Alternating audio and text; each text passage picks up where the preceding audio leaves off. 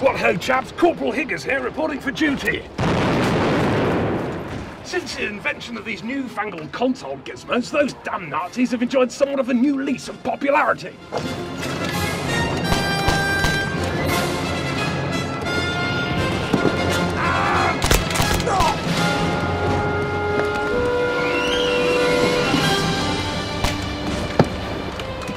They've been popping up all over the place in countless different scenarios, just begging to be put out of their misery.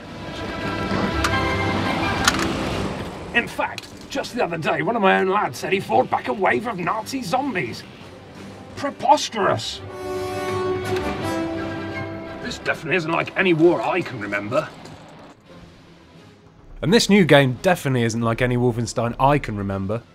It does, however, feature the same protagonist, one William Blaskovich, or BJ for short. Thanks to this nickname, there are more BJs in this game than a 1980s porn marathon. BJ, we need you defending us with the MG42! BJ Blaskovich. Wolfenstein follows the same mutant Nazi occult fest plot lines as the originals, but a small host of changes to the presentation and gameplay leave it feeling and looking like something completely different. Set in the fictional German city of Eisenstadt, Wolfenstein tasks Agent Blaskovich with uncovering an SS plot to master the mysterious occult power source known as the Black Sun. The medallion's a symbol that was used by an obscure clan of mystics. They worship something called the Black Sun. It's typical comic book action with a wide range of mutated, undead enemies and is as far away as you can get from the gritty realism of Call of Duty or the Brothers in Arms series. What's going on here? Eisenstadt is split into 3 sections: Midtown West, Midtown East and Downtown. Thankfully, inspired names are not all these locations have going for them. They also act as hubs for the main story missions of the game and are in place to give a more of a free roam effect than the standard on-rails first-person shooter would have. Make no mistakes though, this isn't anything like the scope of Fallout 3. The Eisenstadt maps are tiny in comparison and take a matter of moments to navigate. It's too dark. I can't see a thing. To try and stop the backtracking getting boring, the developers have added Nazi patrols. If they were placed randomly, it would have been a huge plus, but all the encounters seem scripted and set at certain points. They never really feel organic, like you've genuinely stumbled into a surprise Nazi patrol, or fallen into a hastily constructed ambush.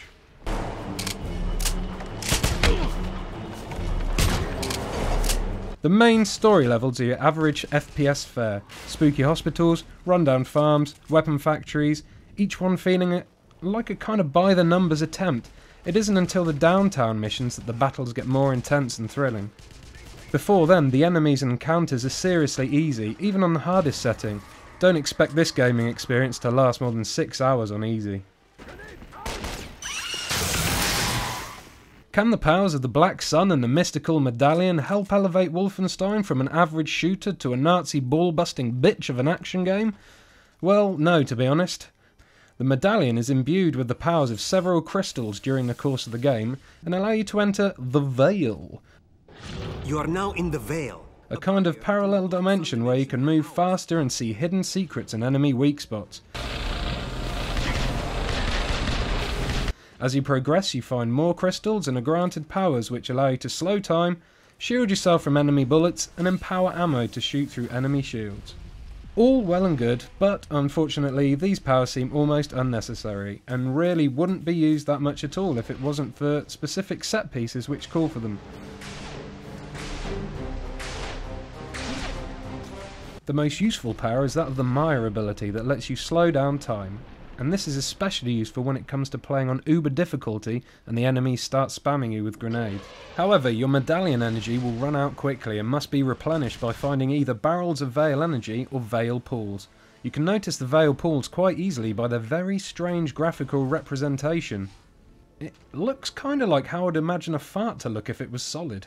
Stand in these suspicious puddles for a few seconds and you're back in business. Sadly, the voice acting leaves a lot to be desired, and the fact that all the Nazis shout at each other in English rather than German makes it even harder to be drawn into this game at all. Even the enemy AI is erratic. Most of the time the Nazis will dash to cover and pop out to shoot, but on other occasions they'll just stand in the middle of the action, running on the spot like a retarded hamster stuck in a running wheel. It all stinks of a rush job to me. There are some good points hidden away though, such as the sound effects for the weapons. Without the silencers equipped, the guns sound really meaty, especially the KR-98. When you headshot someone with that, it really feels like you're taking their face off.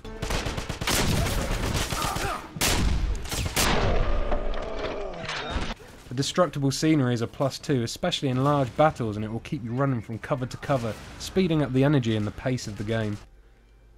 So all in all, it's a very average shooter with little to no replay value unless you love collecting items, of which there are hundreds.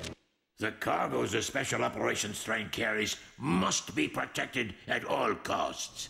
It's nowhere near as bad as Turning Point or Shell Shock Vietnam, but sadly it's nowhere near as good as I would have hoped it to be either. OSA headquarters. This is Agent BJ Blaskowitz. Wake up the director. Tell him we have to meet as soon as I land.